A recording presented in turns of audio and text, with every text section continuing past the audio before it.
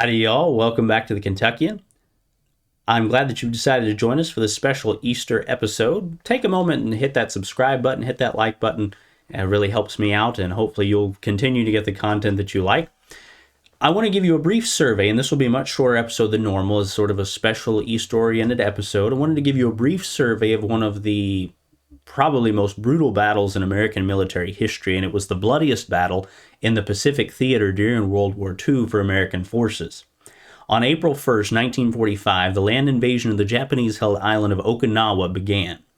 With the island being a little over 300 miles from the main Japanese islands, and with important amenities like airfields and ship docking areas, it was imagined to be an important key in the planned invasion of Japan, codenamed Operation Downfall. The Japanese knew it well that this was the intended goal of the American military, and this battle would turn into the bloodiest of the Pacific War. The Battle of Okinawa would include the largest amphibious assault in the Pacific, and it would begin on Easter Day, April 1st, 1945, but the battle would stretch on for 82 long and horrible days. The invasion actually began quite well for American forces. The U.S. forces would move through significant parts in the middle of the island with light resistance, capturing the Kadena and Yamatan air bases very quickly. The initial phase of the invasion went so well that the ground forces commander, Lieutenant General Simon Bolivar Buckner, Jr., yes, related to Confederate general and hero from Kentucky, Simon Bolivar Buckner, decided to press his advantage and move on to the northern part of Okinawa. The southern part needed to be captured as well, but that would come in a little bit. Part of the reason for the relatively easy invasion so far was the extremely heavy concentration of Japanese forces in particular defensible areas. The concentration of Japanese defense in northern Okinawa was on the Matobu Peninsula, and particularly on Mount Yadake. Part of American forces around this time also started moving to clear the southern part of Okinawa, and they started to encounter fierce resistance just as they had in the north as they took outpost of the Shuri Line, which was the main line of Japanese defense in the south of Okinawa. As part of the American offensive from the west coast of Okinawa, still in the southern area, a preceding bombardment from 324 guns took place. Again, this was a smaller part of the southern offensive, and this bombardment was the largest in the Pacific Theater during the war, along with an air attack by 650 American aircraft, and possibly British. The British had a significant naval presence during the Battle of Okinawa as well. However, due to the Japanese defensive emplacements and their positioning on the island and inside the island, the barrage and the airstrikes did little to soften up the Japanese positions for advancing American units. However, despite the horrible struggle that this very quickly turned into, the fierce fighting, the heavy casualties on both sides that very quickly started to mount up, by the end of May, the Japanese had mostly withdrawn from the Shuri Line after taking and giving quite a beating.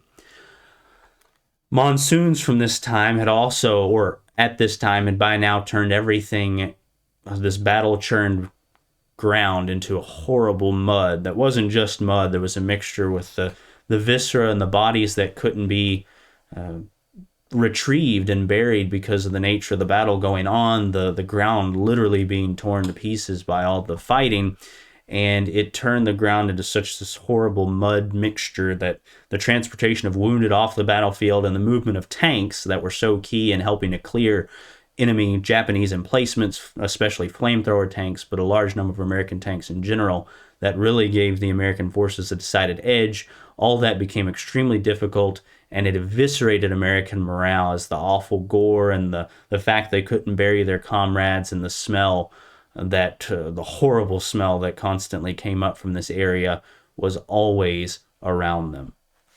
By this point, however, at the end of May, the Japanese defense was starting to fall apart, and the majority of Japanese forces moved to the Cayenne Peninsula. It was at this time, however, even though the Japanese defense was collapsing, that some of the bloodiest fighting and worst atrocities of the battle took place. 4,000 Imperial Japanese Navy sailors/soldiers that were separate from the main force were holding up in an underground headquarters that was overlooking the naval base on Okinawa, and on June 13th, all these men would end their own lives. On June 18th, General Buckner, the commander of American ground forces during this battle, would be killed by a Japanese artillery strike while checking on his troops. He would be the highest ranking American military officer killed by enemy fire during the Second World War. And all the while, I want to make a brief mention of this, all the while the land battle was going on, significant naval actions were taking place. The Japanese kamikaze attacks that most of you have heard of, where they would fill aircraft, fighter planes, and bombers with explosives and attempt to fly them into ships in order to destroy or damage the ships, would play a key role in the Japanese defense of Okinawa, causing severe damage to many major American vessels and sinking many smaller vessels, and also being the main source of casualties for the United States Navy during the Battle of Okinawa. The Japanese also during this time would launch Operation Tengo. Now this was very early. April 7th was, I believe, when the Japanese fleet moved out. And what Operation Tengo was a small task force with the super battleship Yamato, one of two super battleships made and the largest battleships made during World War II and really in all of history. The Yamato, along with its small task force, was ordered to make for Okinawa and beach herself on the island in order to use her big guns as artillery to assist in the Japanese defense of Okinawa. However, U.S. Navy elements found out the task force was moving as soon as it left Japanese waters, and the Yamato, along with most of the task force, was ripped apart by United States Navy aircraft. Over 300 aircraft participated in the attack on the Yamato and her task force, sinking the Yamato, and as I mentioned before, also most of the task force, long before it would ever get close to Okinawa. The Imperial Japanese Navy in this small engagement alone would lose 3,700 sailors, while the U.S. Navy only lost 10 aircraft and 12 airmen. However, as we'll see in a few moments, it was a bittersweet victory when the total cost of the campaign for Okinawa is seen. The battle would officially end on September 2nd, but the casualties would be absolutely massive. Of the 76 to 86,000 plus Japanese troops, that includes Army troops and Imperial Japanese Navy troops, there would be a count by the United States military of 77,166 Japanese soldiers killed. Of the 39 to 40,000 Okinawan conscripts, as there was a significant native population on Okinawa and there were many thousands conscripted into Japanese service, approximately 30,000 of these 39 to 40,000 Okinawan conscripts would be killed as well. Also, approximately 15 to 16,000 Japanese and Okinawan forces would be captured and surrender. This was also, the majority of this being Japanese forces, was quite unusual up until this point. Despite this being very, very late in the war, there would be no mass surrender of Japanese soldiers, even on islands where battles took place of similar magnitude, maybe even greater magnitude at times. There would maybe be a few hundred Japanese soldiers captured. This time there were a few thousand. First time in the war that this had happened, and realistically about the only time, excluding the surrender itself, the final surrender in August of 1945. American forces would take around 50,000 casualties. Now that's around 12,500 of those are killed or missing. In case you don't know, casualties include killed or wounded. So the Japanese numbers were all killed. The American forces, 50,000 casualties with about 12,500 that were killed or missing. But compared to the eventual combat strength of American forces on Okinawa by the end of the campaign, which was 250,000 soldiers, those are much, much better numbers than the 90+% casualties that the Japanese forces received. But these are still extremely high casualty numbers, and it helps indicate just how brutal and horrible the fighting was. The 10th Army, by the way, which was the main kind of collection of ground forces in the Battle of Okinawa, in total would have about 541,000 troops, but 250,000 roughly were actual combat troops on the island at one point or another during the battle. The other cost was also extremely high. The Japanese forces would use children extensively in the battle. 1,780 boys aged 14 to 17 would be conscripted to fight, and many Japanese schoolgirls would serve as nurses. During the battle, about 2,000 of these children would be killed, unfortunately. The Okinawan civilian populace would also suffer heavily before and during the battle. Also, remember with these numbers, sometimes it's hard to get exact numbers, but approximately 42,000 civilians would be killed in the crossfire during the 82-day Battle of Okinawa. The Japanese also showed no concern for the Okinawan safety and would even use them as human shields or just outright murder them if it suited them for some purpose. The Japanese had also spent much time, and this includes before the battle, telling the Okinawan populace that if the Americans came, the Okinawans would be brutalized. This is not uncommon for the Japanese. They told the Japanese people themselves that this was the case. Much propaganda about what the Americans would do if you were ever captured.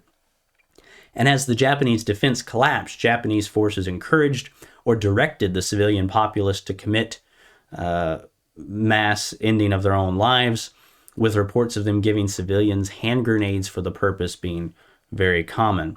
Many civilians would go along with the ending their own lives that the Japanese encouraged, again, for reasons thinking that they would be harmed or killed if the Americans found them, including civilians throwing themselves off of one of the cliffs on the island where a museum now stands today on Okinawa. The Battle of Okinawa was extremely brutal and bloody and a horrific battle that would have had many long-term effects. Of course, Okinawa itself took the greatest direct beating, both the land, the actual island itself, and the people. The effects of the horrible battles and battlefield itself on American soldiers mentally was actually quite high. There were extremely high numbers of combat fatigue during this time, much higher than really anywhere else that I know of in the war. Again, the horrific nature of the fighting and the environment that they were fighting in, the corpses and bodies all around them, the horrible smell, all these things combined to make an absolutely horrific battlescape. It is believed that the brutality, the fierceness of the fighting by the Japanese, despite the fact that for a significant portion of the campaign, it was obvious they had lost, again, causing huge numbers of casualties on both sides, it's believed that this may have caused American military planners to rethink Operation Downfall and the planned invasion of Japan. Perhaps looking at this time for some other way to end the war. At this point, roughly, the atomic bombs came along as an option, and it was decided to use those in an effort to try and end the war without a proper invasion of mainland Japan.